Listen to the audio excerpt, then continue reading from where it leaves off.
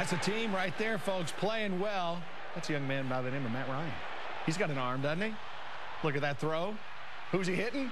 Another young fella named Ronnie White. They are 4-0. There are only 3 teams in the NFL undefeated at this point.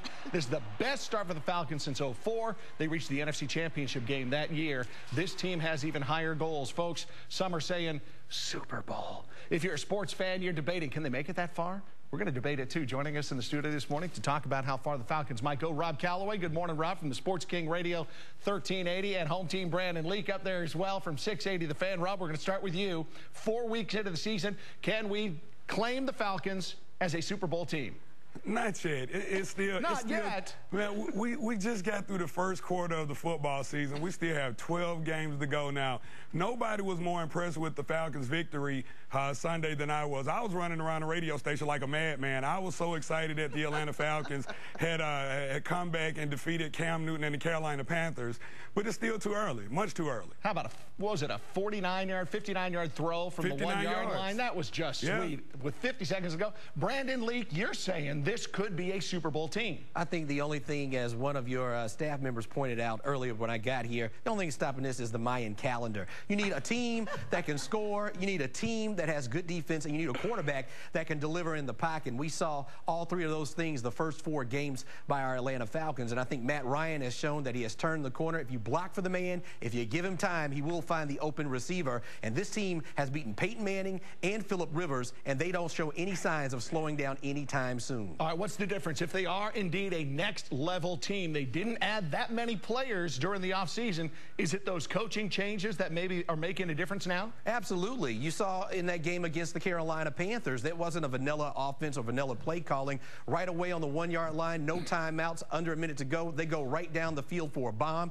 Defensively, they're not sitting back and waiting for other quarterbacks to pick the team apart. They're going after quarterbacks. They are much more aggressive. They lead the league, one of the league leaders in turnovers, and this is a team that is playing aggressive. Offense when the offense has the ball, and offense when the defense has the ball is the philosophy of the Atlanta Falcons, and it is working very well so far, Ted. Rob, I think this kind of feeds into your point. The opponents so far are combined 7-9, so it's not like they've played the 4 best teams in the NFL.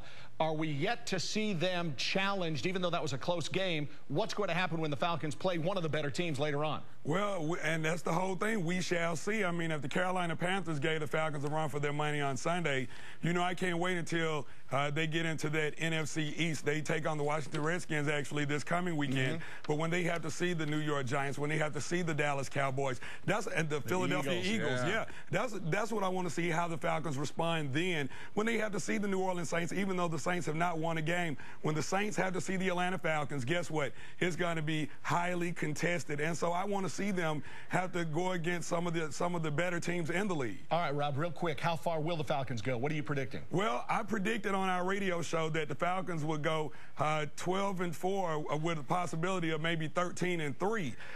So I'm saying they're going to have an awesome regular season. As far as the playoffs, I'm not ready for that yet, but Brandon, I'm not ready. Brandon, you're saying they're going to win some playoff games and make it to the Super Bowl. Yeah, I think not only are they going to win playoff games, I think they're going to host a playoff game inside of the Georgia Dome. I think that will make the difference. I think the fans have shown that they have supported this team throughout the run since Mike Smith has been here, and this team wins at home. They just have to do it in the postseason, and every team that has ever won has had some adversity before they won it all. I think the Falcons have already been through their adversity, and this could be the year this city and this team has something special. Brandon Leak, Rob Calloway, thanks to both of you guys. Sure appreciate your time. Good job, Ted. Good job, gents.